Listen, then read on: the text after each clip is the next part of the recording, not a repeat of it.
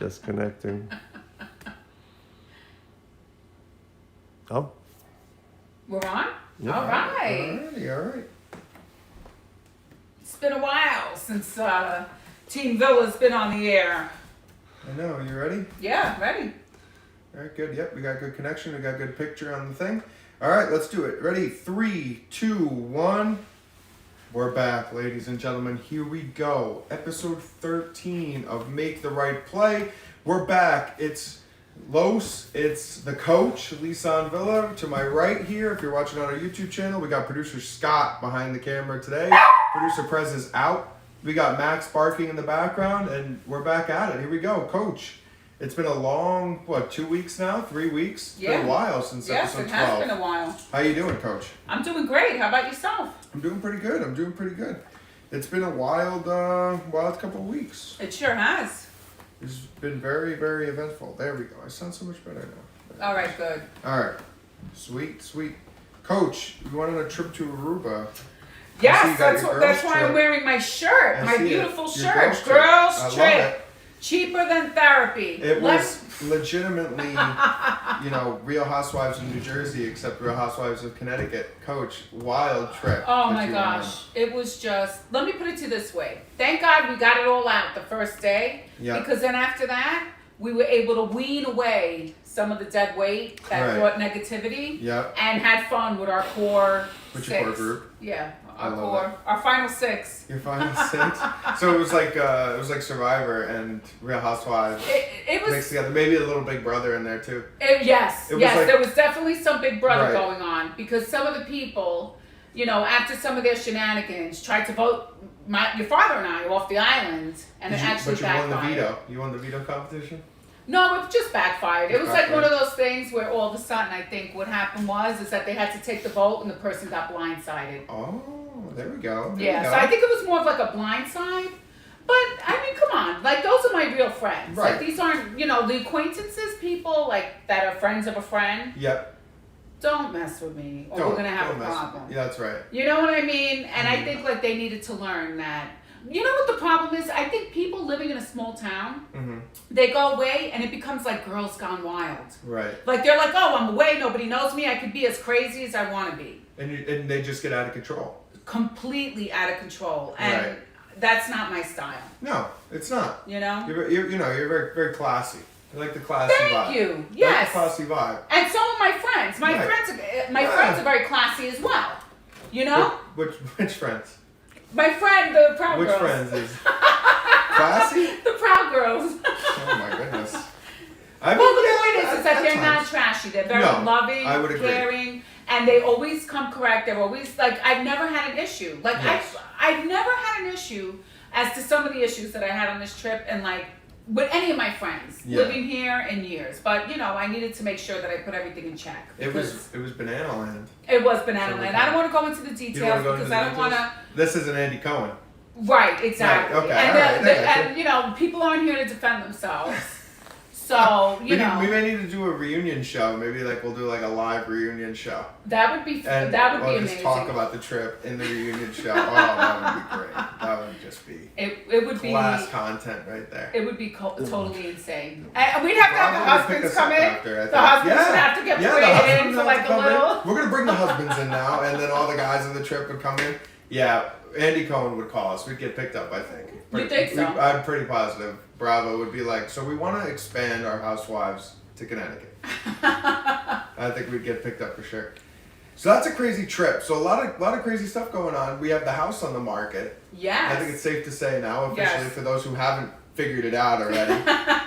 The house is on the market. So we're live now, basically. Well, your father for the past 10 years has actually, maybe even a little longer, has always mentioned maybe moving to Texas, moving to Florida, moving someplace where it's a little more tax friendly. Mm-hmm. And, he lost his job about 5-6 years ago. Right. And started building a business from home. Yeah. So he works from home. So now we really legitimately have the opportunity to be able for him to work wherever he wants to work. We could move to Aruba. And he could literally do his job out of Aruba. It's an Eastern time.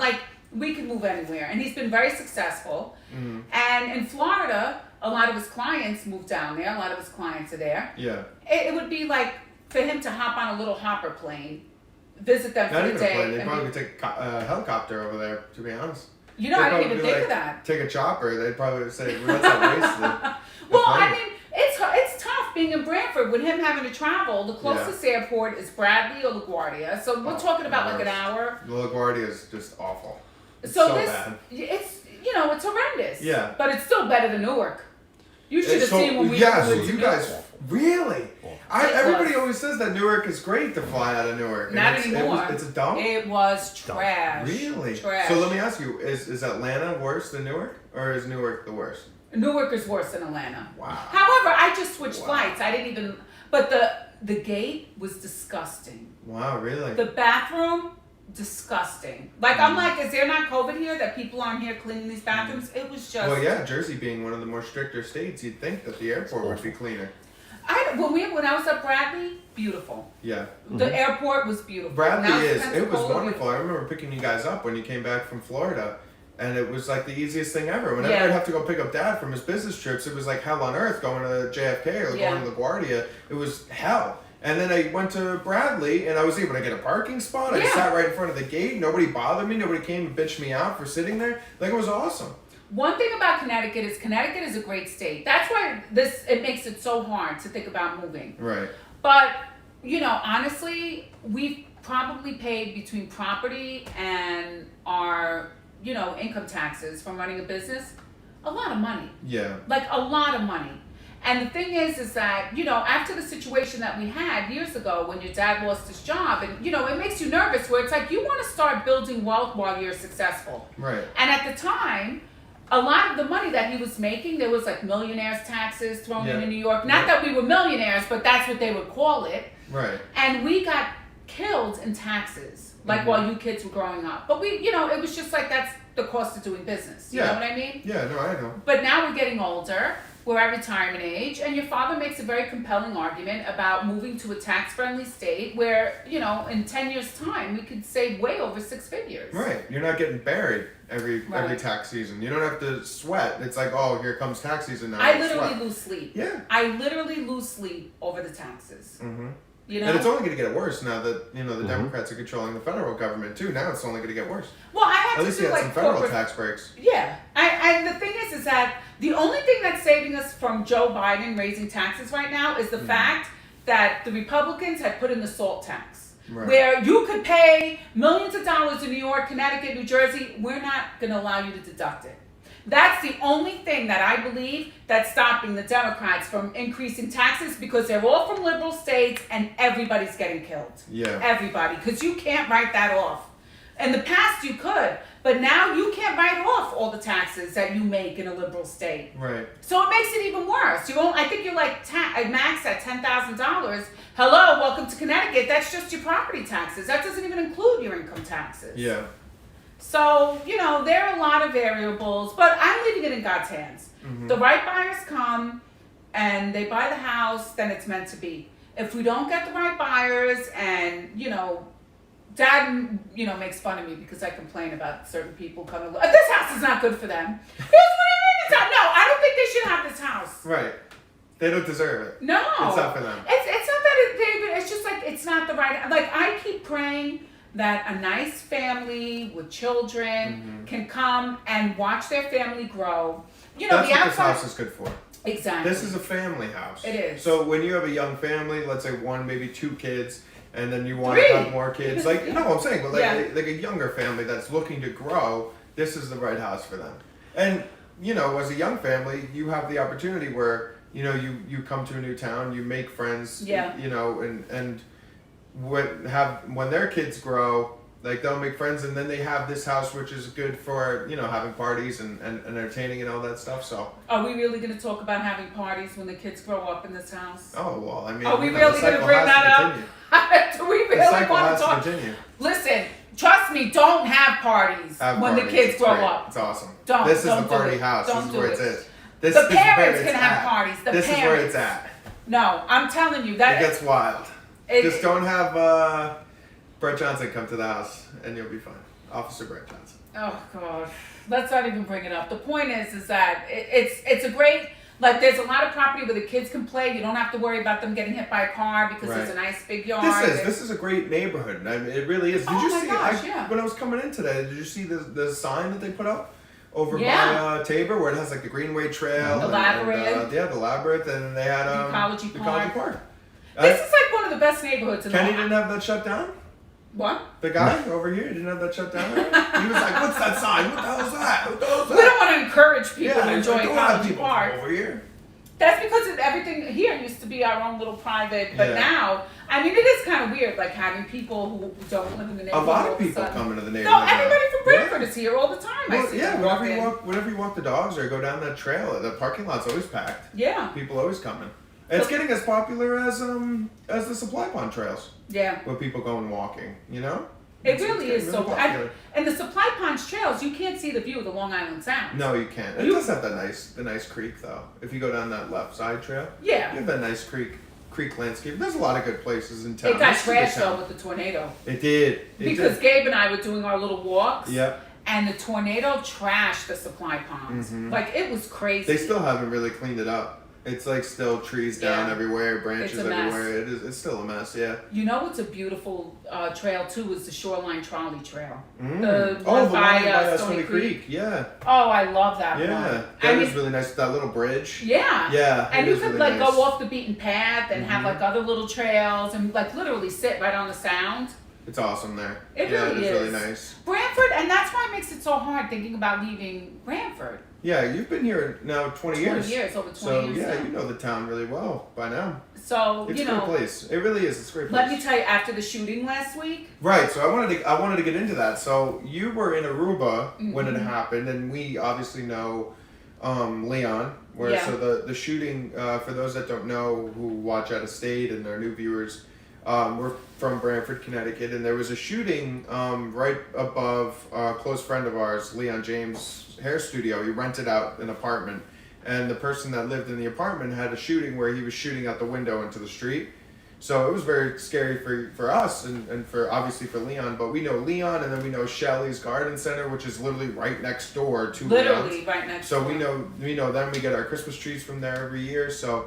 Well, you grew up with the grandson, Henry. You guys, one of my good friends, I mean, you guys grew up together since you're 4 years old. Mm-hmm. I was so upset in Aruba and so nervous that I told Scott, I was like, listen, I just want to take the house off the market. I can't think about being so far away from the people I love. I said, Leon is literally dodging bullets. So then Dad goes, Leon dodges bullets all the time. Remember his boyfriend up in Meriden? He's used to dodging bullets. Don't worry about Leon. But he used to go to that guy in Meriden's house. Yeah, when he told us that story at Thanksgiving, where he walked outside and he was like, pow, pow, pow. And he's like, oh. He's hiding behind the bush. And the guy walks out so matter of factly, like, what? What's your problem? He's like, the people shooting. He's like, I can't come here anymore. Well, it's like, Dad is like, don't worry, Leon's been dodging bullets for years. It's okay. I know. I mean, that had to have been crazy where, like, and that had to have been nuts for Leon. Oh, Christiane was literally, her and her cousin are working. Mm-hmm. Her sister just got there with the two little girls. And the gunfire starts. Well, and they were saying that the grandpa was hiding behind the mulch, like telling the police everything that's going on, and he was watching the guy pick up different weapons and fire them. Yeah, trying to give the police some kind of information.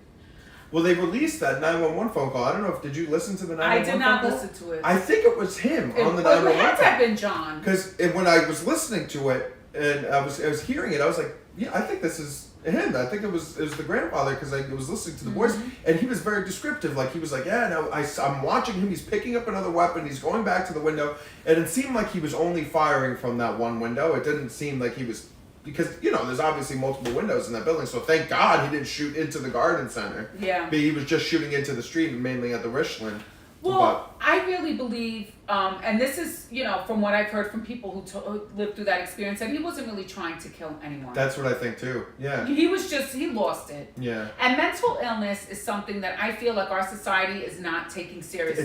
It's not. And you know what's so funny? I'm glad that you brought that up because there's a big thing going on in the NHL right now. Because in the beginning of the season, they had a huge meeting. The NHL Players Association, the NHL, Gary Bettman, the commissioner and everybody, they had a huge meeting.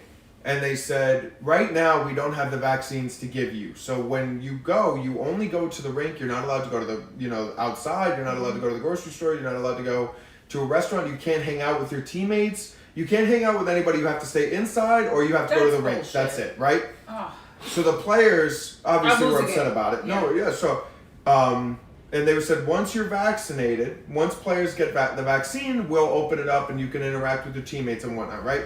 So last month they were administering the vaccines to the NHL players, to all the pro athletes. All the pro athletes got the vaccines.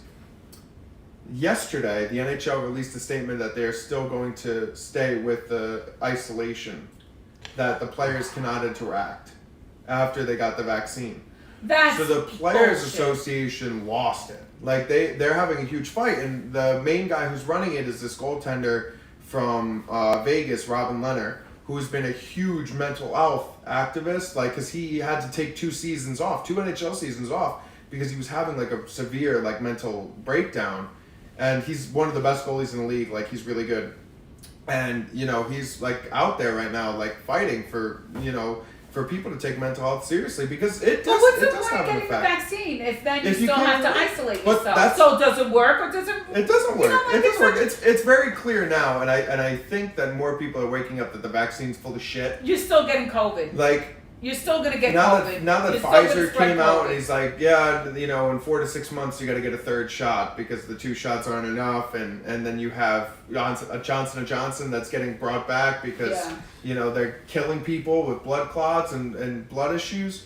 It's like, guys, like clearly the vaccine is just it's just not working. Well, if we still have to wear a mask, it's so funny, when we were in Aruba, we're leaving the airport. And in order to even enter the airport, you have to show a negative COVID test. Right, yes. You have to show proof that you do not have COVID, you just got tested, you do not have COVID. So Dad looks around, the airport's jam-packed, everybody's wearing a mask, it's really hot. Mm-hmm. And he goes, why do we all have to wear a mask if we all have to prove in order to just get in the building that none of us have COVID? Right.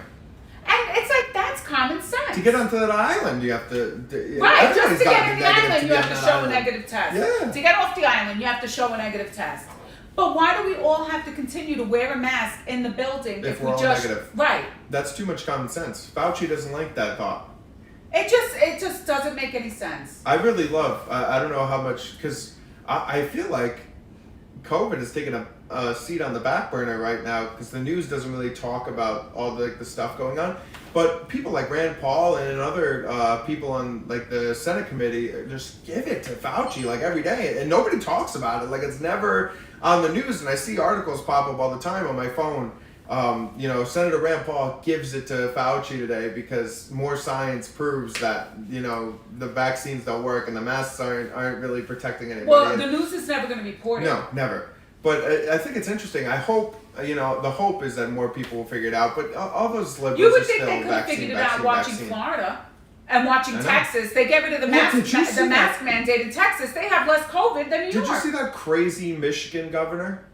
Oh, she's disgusting. The Michigan governor had a press conference today because the other day, spiking. Had super spiking cases in Michigan, and she tried to blame DeSantis.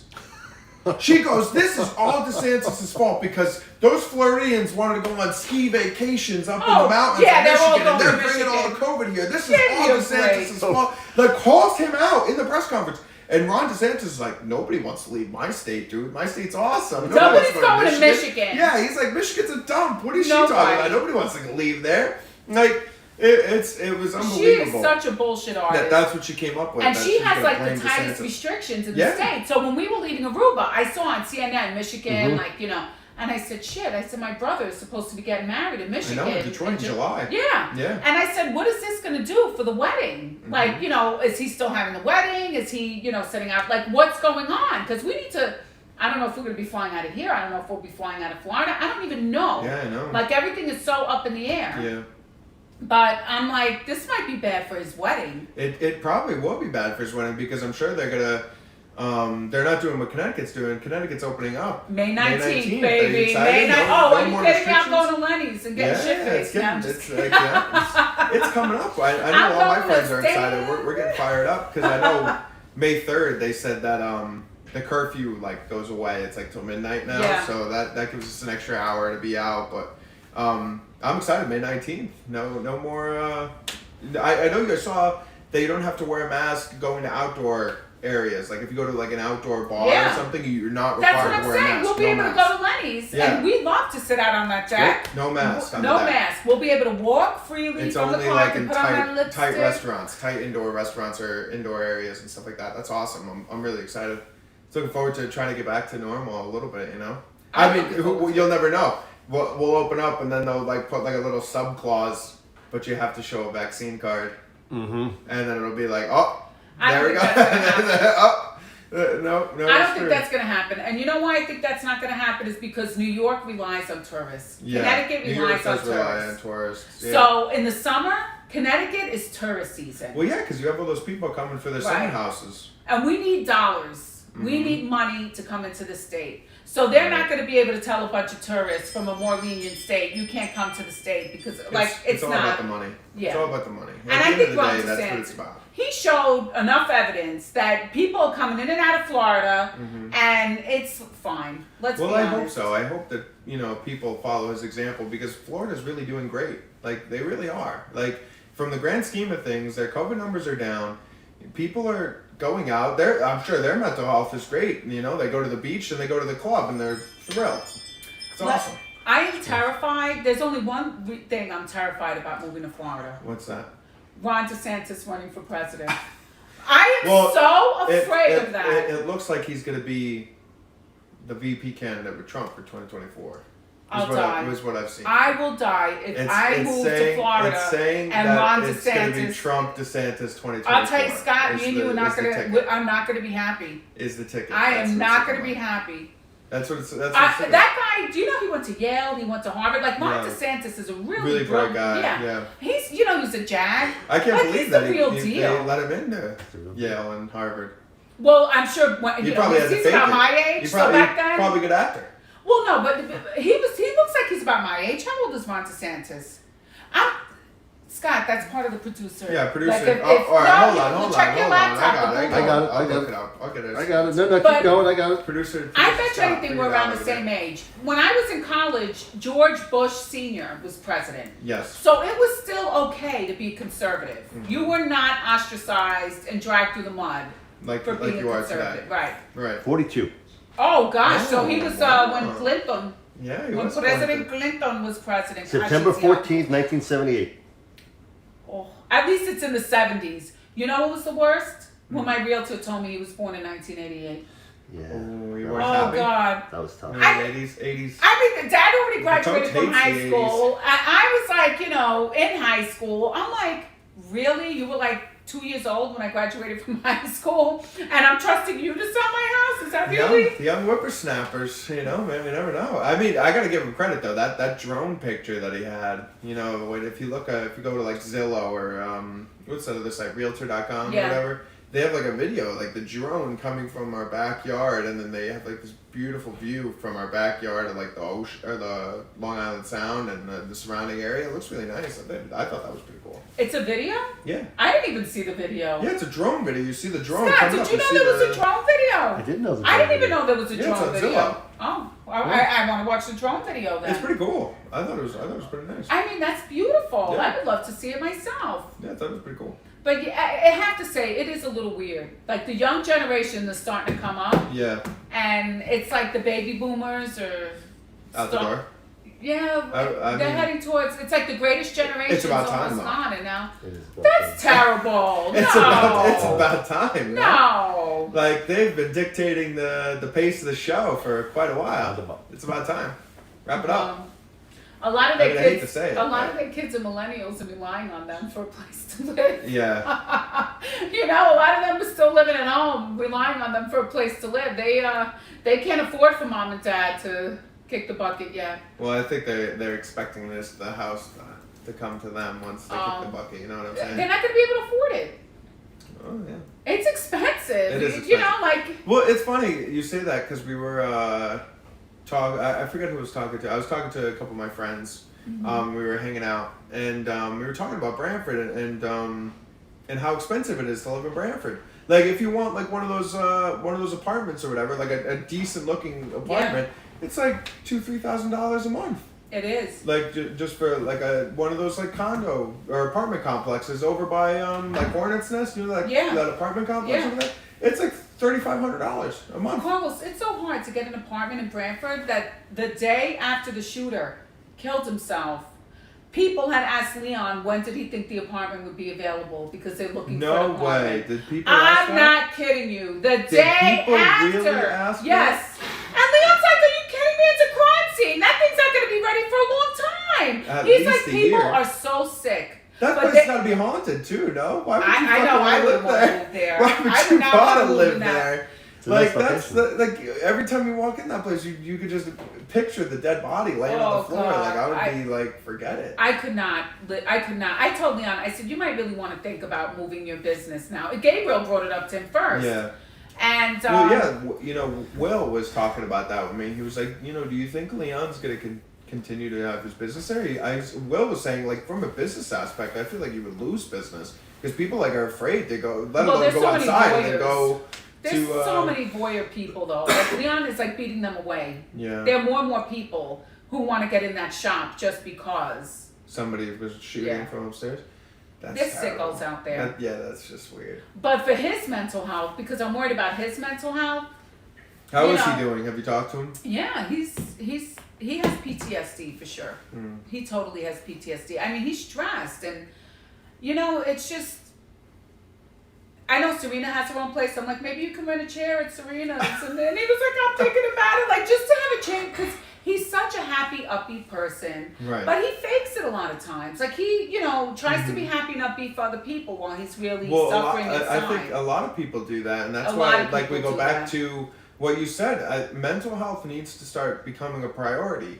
I know we love this isolation, stay at home, stay safe. It's like, look, we've been doing that for a year. Over a year. Like, we're done with that. We have to start socializing again. We have to start interacting with others because clearly you could see it. People are going nuts. People are going crazy. Like, it's tough. Times are tough out there. People want to pretend that it's not, but it is.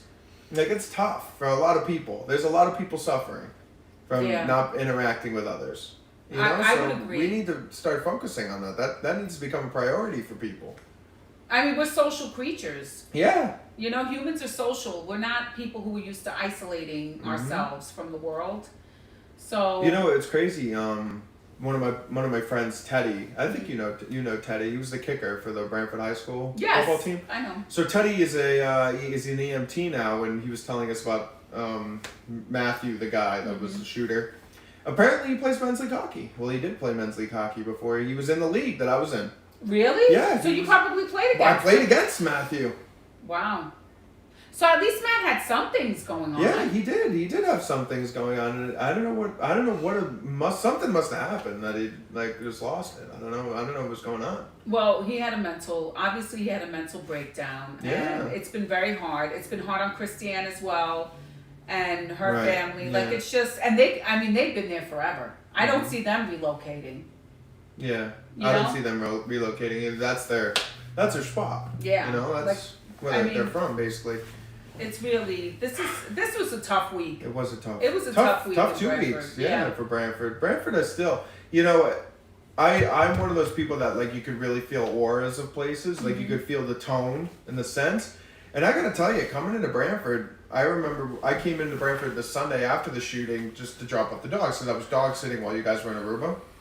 And just driving into the town, it was just like, oh my God, like, you could just feel it. Like, there's this sense of almost like nervousness, you know? This is the best time to sell a house. Yeah. It's when the town is on edge and there's a sense of nervousness. Well, it was so funny when I told Dad, I was like, yeah, there's a shooting going on. He's like, oh, there goes the property value. It's like, there it goes.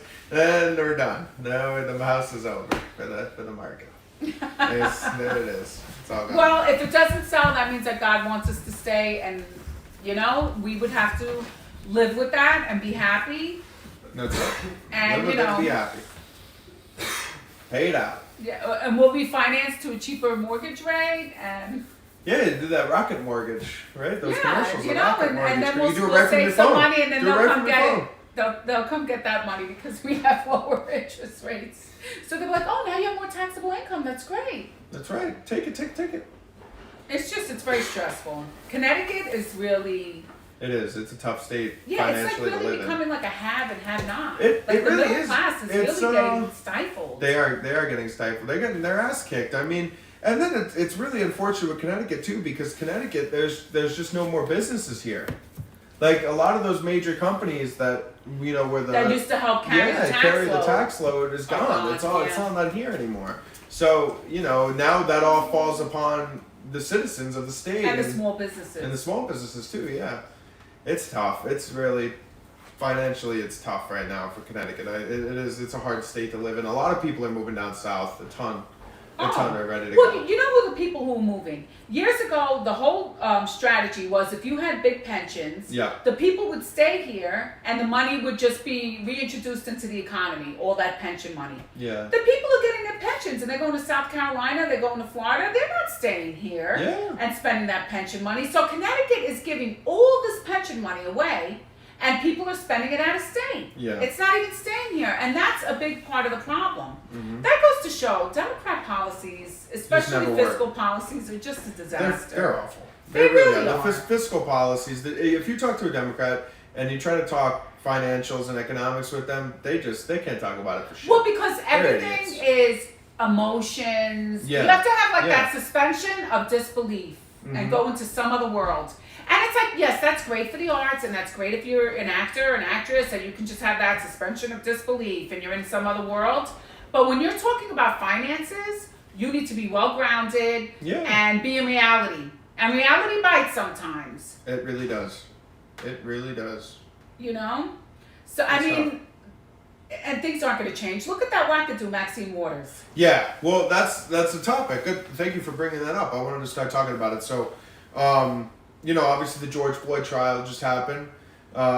Derek Chauvin, I think is how his name. I don't know how to say his name. I don't know. He's a little twerp. He is. Well, so he was found guilty on all 3 counts. He had no business of being a cop. Did you know that he was only 5'7", 140 pounds? Well, yeah. So it's unfortunate because I always tell Lauren this, and Lauren's father would agree with me too. We talk about it all the time. And I hate to say it because it's just say it. Say the truth. Say the truth. Cops should be men over 6 feet tall. Yes, like the old days. 190 pounds. I like the old days. That's how it should be. Absolutely.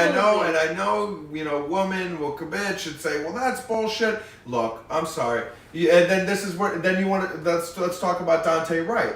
That woman who shot Dante Wright. If that was a man who was 6'4", 250 pounds. Look, Dante Wright should have been arrested on that scene. He should not be allowed to get away. Never been shot. But people are like, well, why was he getting pulled out of his car during a traffic stop? He had a warrant for him for his arrest for over 3 months. So he was a wanted man. Right. He was a wanted man. So yes, you should have been arrested right there. Not killed, arrested. If it was a 6'4", 225 pound dude, he would have manhandled Dante Wright and thrown him into the back of a cop car. Dante Wright would still be alive. But it was a 5'4" white woman, who had to reach for her taser, and it happened to be her gun. A cop should be a man over 6 foot tall and 200 plus pounds. I agree. Who could beat the piss out of someone if you had to. Lauren's father, when he was a detective at NYPD, he's 6'5", probably 220 pounds, and he talks about it all the time. He would manhandle people and get him in the back of the cop car, and that was it. Your job is done. Right. Then you take him in for processing. Then your job is done. When you get him into the back of the cop car, that's it. That's your job. It's like you can't have a heavyweight fight with a lightweight. Exactly. You can't do it. Yes. And that's why they used to have the height and size requirements and the physical fitness requirements. Like I remember the cops when I was a kid were these huge men. Yeah. By the time I was in high school, we're going back to let's say 1988, 89. They had all these lawsuits and they had to it was discrimination. That's the biggest problem. I'm sorry. Yeah. Look, there's a lot of great things that have come out of the women's movement. A lot of great things. There's some bad things too. And women in the police force look, if they want to work in the front office, if they want to file, work and on they papers could work and stuff, like or in work forensics, or to be a detective, but not maybe. apprehending suspects that are twice you the should not size be a of them. patrol person where you have to take down somebody in a moment's How about notice. somebody Like, on no, Facebook no way. made some comment like, "Oh, women are taught self-defense classes," and I was like, unless they are freaking Bruce Lee, there's no way that they're taking down a 6'4", 250-pound perp. Sorry, not gonna happen. Like George Floyd was 6'5"? He was giant. He was a giant. Dude. He was and a the thing massive is guy. if it was somebody who was strong, they wouldn't have needed to kneel on his neck. Yeah. They would have been like, dude, just stop fighting me. You're not gonna win. But when you're a little wuss, and Right it takes there. all these people to finally get him down, you're like not moving your knee because you're an asshole. And I'm sorry, he should have never been a cop. He killed that man. He shouldn't have been a cop. He You're totally right. killed that man. And I feel like justice was served, and now somebody like Olivia Size needs to kneel on his neck. And she should kneel on his neck until he dies slowly. And then all of a sudden, he can cry for his mama because it's not happening right away. It's going to happen slowly but surely. And because I really feel like sometimes the Bible, we need to do more of that eye for an eye bullshit. Interesting, Coach. I'm just saying. Death I'm penalty just for saying.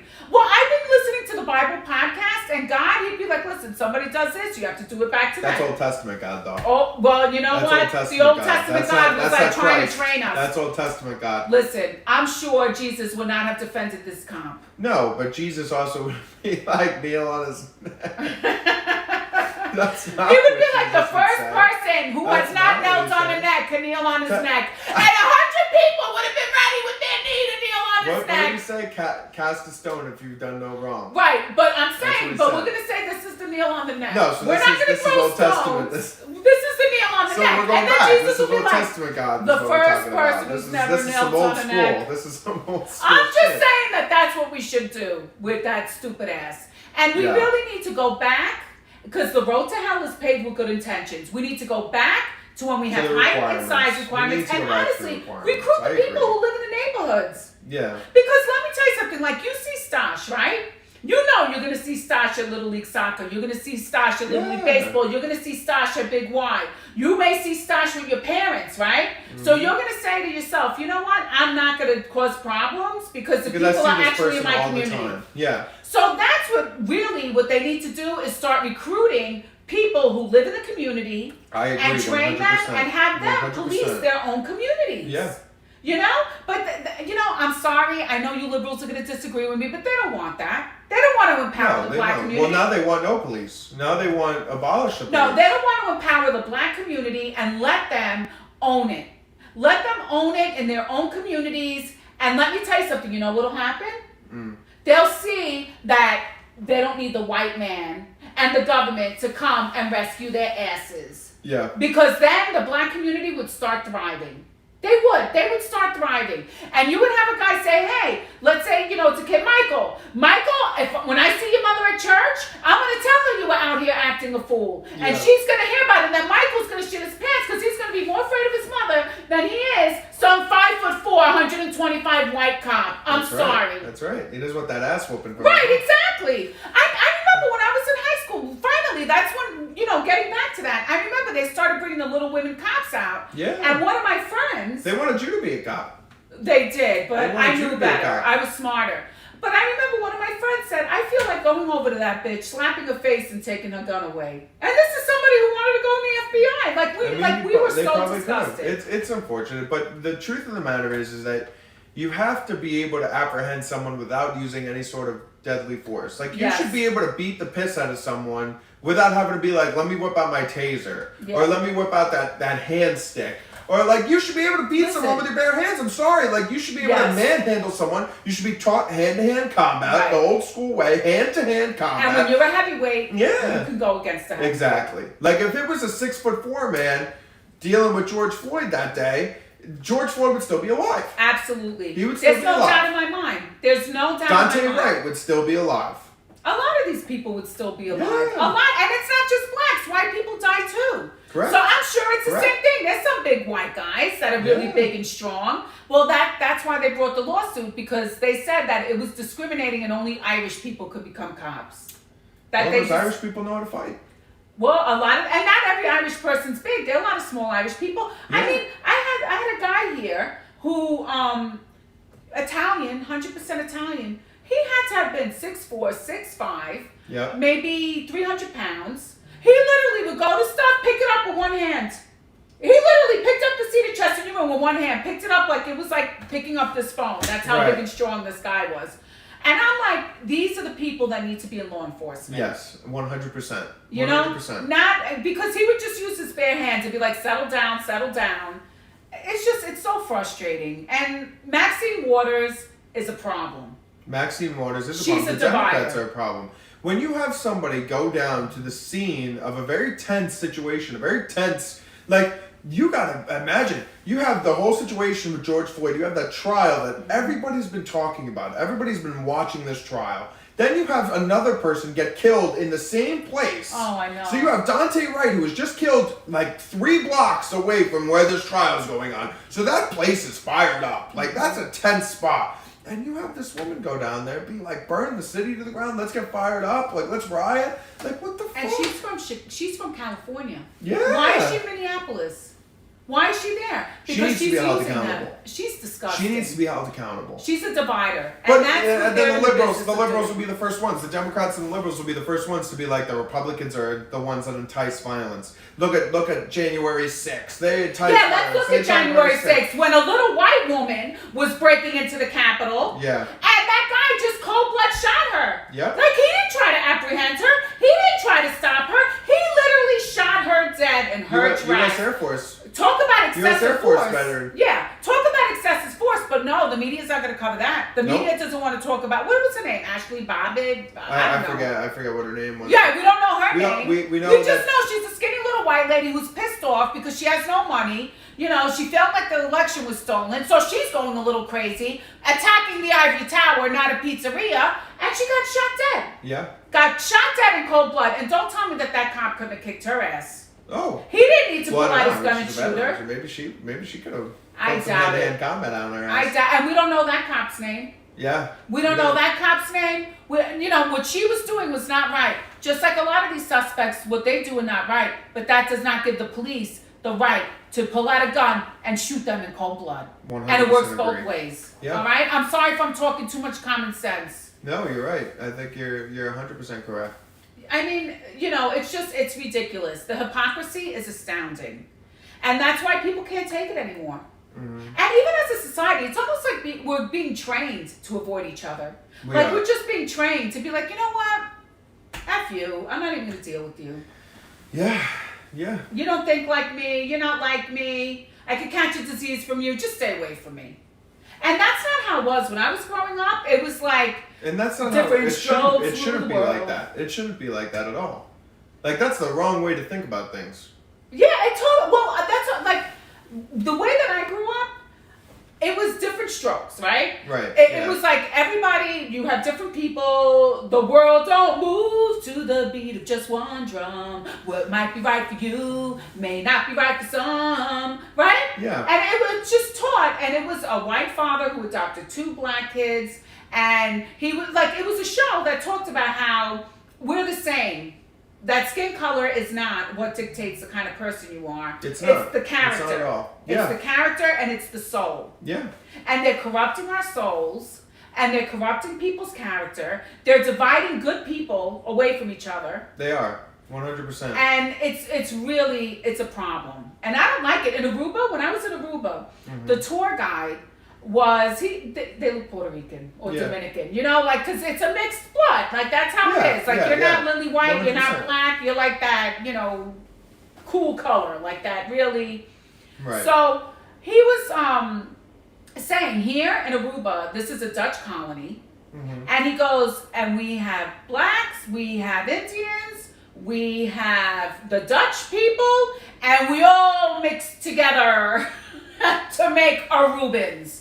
Yeah. So Aruban people are not white, we're not black, we're not Indian, we're Arubans, and it's all that mixture. Yeah. And I'm like, when are we going to get to that point in the United States of America? There were slaves in Aruba. Yeah. They were, conquistadores in Aruba. Everybody has a history. Every single person has a history where they have a sad song to sing. They have a heavy cross that they were carrying. Everybody has a cross to bear. Yeah, like when are we going to get to that point now that we're just Americans? And that was one thing that Trump used to be like, America first. We're Americans. We're Americans. And they didn't like that because the Democrats are in the business of divide and conquer. Yeah. You're gay, you have to be in the Democrat Party. Oh, you're black, you better vote for Democrats because, if you don't vote for me, you ain't black. Right? President of the United States said that. Exactly. But he doesn't get any shit for that. Oh, please, the media covers for him so much. It's despicable. It's unreal how they cover and they're covering his for ass. Maxine Waters. Talk about, trying to incite a riot. She was trying to incite a riot. 100%. Blatantly and trying to incite a riot. Like, blatantly, like, let's go riot, everybody. Get fired up. You have every right to burn this city down. I mean, it's just the hypocrisy is astounding. That's why in the United States, it's really becoming divided because of it. It is. And you know what's one of the biggest problems? And I'm going to say it. Say it.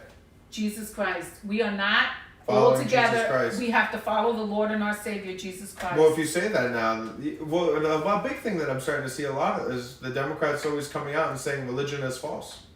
It's a big thing they're coming out and saying. A lot of the liberals, a lot of the kids my age, a little older, the college kids are all like being like, religion is fake, religion is false. They're doing that all the time. Well, that's the Karl Marx. Religion is the opium of the people. And they're all communist. Yeah. They're all communist. Yeah, but they're assholes and they're fools. Because let me tell you something that's a lie does not last 2,000 years. And Jesus Christ, our Lord and Savior, has been around for 2,000 years. You know why? Because it's not a lie. Because when things are a lie, they don't last that long, honey. Yeah. Use some common sense. For real. There are governments and kingdoms that have risen and fallen down. And Jesus Christ, our Lord and Savior, is still here, honey. Remember that. Remember that. That's because it's not a lie. You know who's a liar? The devil. That's who's a liar. Right? And what's his biggest con? That he doesn't even exist. Seriously. Yeah. You people, wake up, go to church, get on your knees, and worship the Lord, our Savior, Jesus Christ. Worship God. Start coming correct. Read the Bible. Follow the rules. And you would see how fast everybody's eyes and hearts would be open to the nonsense that's going on. And you don't get to just do what you want. You don't get to go to Aruba because you're in another island and act like a freaking freakazoid. Okay? That's right. That is not the way you're supposed to act. I'm sorry. You don't get to pretend you look like a couple. I mean, and the other thing is like, I remember in the 60s, if it feels good, do it. What do you get? Venereal diseases. Don't just do AIDS. it. Yeah, you don't do that. You have to behave a certain way because it's right. There is a difference between right and wrong. And that's why we got to make the right play. About it. That's right. Making the right play is huge. It is. It's key. And the only way you're going to make the right play is if you follow the rules that God gave us. And that's why it's hard. It's not easy. And in this society, it's really, it's hard being a follower and a true believer. It is. Because they're tormenting us. It is. They really are. They've really, made a hard attempt at making sure that, if you're a Republican or you're conservative, if you have a different mindset than the liberals and the mainstream media, they make you to be the enemy. Like, and they really go hard at it. Like, it is imperative that they make sure that everybody knows that you're the enemy. In the school systems, on social media, through the big tech companies, through the mainstream media, and just being out on the street. Like, just if you are out and you wear a Trump shirt, or if you're out and you have an American flag, especially, I mean, nobody talks about it anymore, but people still get killed in all over parts of the world for their religion. I mean, in the Middle East, Al Qaeda and ISIS, they're back now. I mean, Trump's gone. Those people are back, and they're constantly killing people and taking over villages solely because it's either convert or die. And that is where we're going right now in this country, where it's like, if you don't convert to communism and socialist ideals, if you don't convert to the liberal mindset, we'll kill you socially first and drive you so crazy that you kill yourself. The cancel culture is so bad. You're canceling. So, I mean, it's crazy, and I encourage everybody to listen. I mean, you already taught me to listen, but Michael Savage, I listen to his podcast all the time, and he just released another episode, The Civil War Is Now. Oh, I heard it. I listened to it on the plane coming home from Aruba. And he was right. I mean, you read his book, Stop the Coming Civil War, and everything that he said and everything that he's talked about for the past 10 years, 11 years that we've listened to him since Obama. Almost 20. Yeah, well, 20 yeah, years, listened to him 20, yeah. To him. But I'm saying, like, when I really started listening to him in 2008, when we listened to him every night after Obama won. Well, and you know when we listened to him too was when you were playing hockey. Yeah, that we would drive to, and he would be on, and we'd listen to him going to and from the rink, and going to dance, and going to football, and going to all those different places. He'd be on in the car. We'd listen to him all the time, and he was right. I mean, you got to call it as it is. He was 100% correct. You know, the scariest part of the cancel culture is the fact that big tech is controlling everything. Yep. And they're getting away with it. They're getting away with censoring people. They're getting away with lying in the news. I mean, did you see Project Veritas when they exposed that guy at CNN who said, of course we put out propaganda. Yeah. And he goes, oh, and we're going after people like Matt Gaetz because he's a problem for the Democrat Party. So we're just making up stories and put out propaganda about him. I think he's going to weather the storm. With this whole, absolutely. You think James O'Keefe is going to bring it? Yeah, bring it to him. James O'Keefe is going after the New York Times. Yeah. He's going after Twitter. And the day that the judge said that he's allowed to have discovery, you notice Twitter went down the whole next day. I said, what are they erasing or doing to those like certain things that we don't know about? That Twitter wasn't working the next day. Yeah. I mean, you can only imagine, especially the people that like know what's actually going on, the threats that they must get. I feel like we're going to like Soviet Russia, where like they kill you off, or like they go at you. I mean, the Clintons paved that way for you. I mean, the Clintons used to kill everyone. I don't even think it's the Clintons so much because Obama was able to beat the Clintons, and Obama came out of nowhere. I feel like there's somebody behind Obama, and the same person who had Obama go and take the White House is the same exact team that's behind Joe Biden. I would agree. I mean, even though I think Obama won from just feeding people the lies and the bullshit that he said. Obama's the first black president, and everybody was all about that. The most magical words. He does. And once he became president, a lot of people realized he was full of shit. Right. But the point is he didn't come out of nowhere by accident. He came out of nowhere because there were powerful people behind the scenes. No, I 100% agree. I also think John Kerry is a part of that group. Because you notice, wherever Obama, there was John Kerry. Who was the first one? Right? Biden becomes president, there's John Kerry. He's back. John Kerry's back. Yep. So there's a group of elite people that we don't even have a clue of who's really in charge. But the media and the corporations are part of this whole propaganda machine. Oh, I agree with you. And I think a lot of 100%. These corporations are like, we better get with the program or we'll be canceled. Because that cancel culture is very intimidating frightening. They are. You know, people who have a lot to lose. Well, I just like the people that like really stick it to the cancel culture. Like where they just don't care. Like Matt Gaetz, he stuck it to him and Matt what happened to him? Dave Portnoy, always, all the time, people like try to cancel him. He's like, you can't cancel me. Yeah. Like, I will never be silenced. Like, people will lose it if you cancel me. Like, I don't care. And they can't figure out a way to cancel Barstool. Still here today. They're going to work really hard at it, but you're right. Like, he fights it. And, I mean, you know, there are a lot of people who are going to fight it. Yeah. There are a lot, but there are also a lot of people, probably more people, bow down to it and are intimidated by cancel culture than fight back. You know, like, I feel like it's even in the communities now where people are like, oh, I'll just cancel them. I'll just go around, badmouth them, try to ruin their character and, you know, make up lies, make up bullshit. And, you know, people, but that's been going on since the beginning of time. Yeah. You know, that's why God even said, if you're going to tell a story, you better bring a witness with you. Mm-hmm. That's why, I mean, I do everything. I do it out in the open. What are people going to say? I'm not a covert person. Yeah. You know, if I'm crazy and I do something, it's out in the open and everybody's going to know what's happening. Yeah. So that's why you always need to have a witness when you have to tell the truth about a certain situation. Mm-hmm.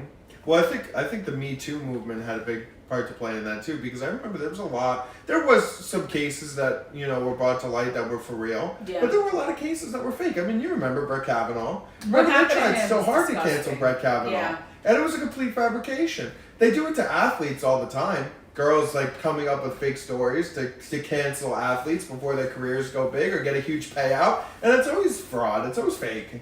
Like 95% of the time, it's fraud or fake. Unnamed sources. Yeah. Unnamed. All the time. They tried to do it with Patrick Kane a couple years ago. They did? Yeah, he won 2013 or 24 or no.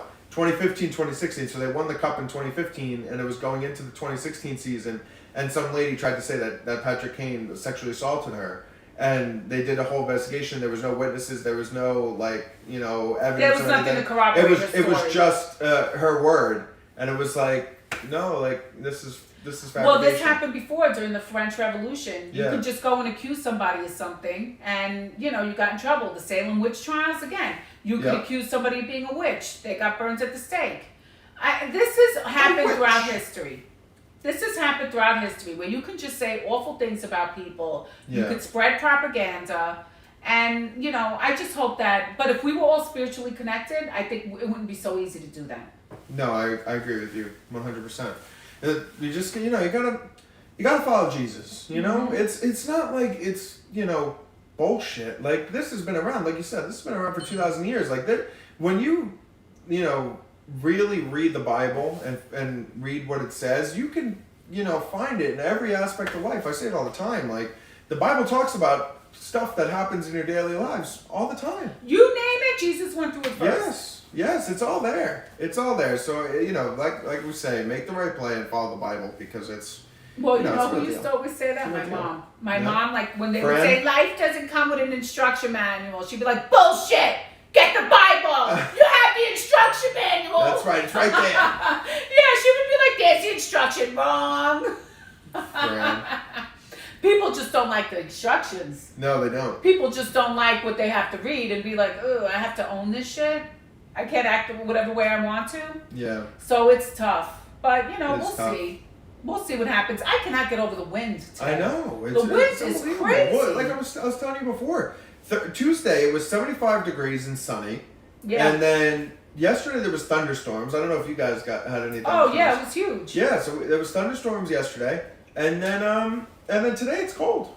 Cold and windy. Freezing. I had to wear my Uggs today. And then tomorrow and Saturday it's supposed to be 65 tomorrow and sunny, and Saturday 70 and sunny. Really? So it's like, oh. Well, tomorrow might be a good day to do some mulching. I don't know if you're around tomorrow. Maybe. John, we're supposed to do it next weekend, though. No, I know, but, in case we have viewings and that kind of crap, it's tough. I need him to do it. It's a two-person job. Well, I'll do it with you. Oh, please. Who do you think did the whole, laid all the groundwork? I was the original mulcher. I remember you kids were little. And it would be Good Friday, and I wanted it to look nice for Easter, and I would say, watch the Passion of Christ. And I would be down at the bottom of the hill mulching, while you had to watch your sister and your brothers watching the Passion of Christ. Do you remember that? It's a lot of bags. Oh, it's fine. Presley and I already did the area by the pool. Oh, you guys did that? Yeah, we did the very front right. Is it just the bottom? It's just the bottom up the driveway and next to the big rock. It's really not that bad. Probably about 100 bags. 150 bags, I'd probably say. It's not that bad. I don't want to say. I'll tell you off camera about something. Talk about that price for that mulch. It's always an interesting. I was talking about the price of the mulch. It is. It's God, it's awful. Well, it was great doing our show. It was great to be back. It's great to be back and be able to talk again. So we'll go back to Monday and Thursday, I think. That's why I'm glad that we did it Thursday, so we could just bounce right back on Monday and get right back onto our schedule. Because once we missed Monday, it was tough. I didn't want to do Wednesday, because Wednesday it's it's not our normal schedule. So we'll go back. So we'll go Monday, Thursday from now on. I think that's a great plan. We'll try to get back to 5 o'clock, because I know a lot of people from after work like to watch. Yeah. So we'll do our best. I know we were a little early today, but I got some stuff to do, so I got to run. But yeah. So Olivia, shut the camera off. Yeah. Do you want to hit? Be careful. Yeah, you could stop. This is my beautiful daughter Olivia. Olivia, do a dance move for everybody. Make it good. Yeah, show our viewers a dance. Okay, hold on. Right into the camera. Let's see it. Oh, Max wants you. Charlie 2.0. No, I don't like Charlie. Yes, you do. Charlie's. All right, do That's not a true. quick dance. All right, Quick. Ready? All Oh, right. wow, No, wait, that's- I know. Hold on, do you want me to get the sounds? Now we're canceled. I know. Now we've just That been was quick. canceled Hold like on, let me find Netflix. a can. All right, Liv, I gotta. All right, Olivia, run. just shut gotta the run. camera, honey. All right, thank you everybody for watching us on YouTube today. It's going to be Thank you posted so on our much. YouTube channel, so you Olivia, guys can watch it shut the tonight. camera. Wait, no, don't shut Oh, it yet. wait. We gotta say goodbye. And then Listen, pay attention. Pay attention I to am. your job. Carlos Oh, is God. signing off. And then then we'll see you guys on Monday. And this is also available Apple Podcasts. Make the right play. So Bye. You can't Bye, see us guys. anymore. Bye. bye everybody. Thanks for watching today.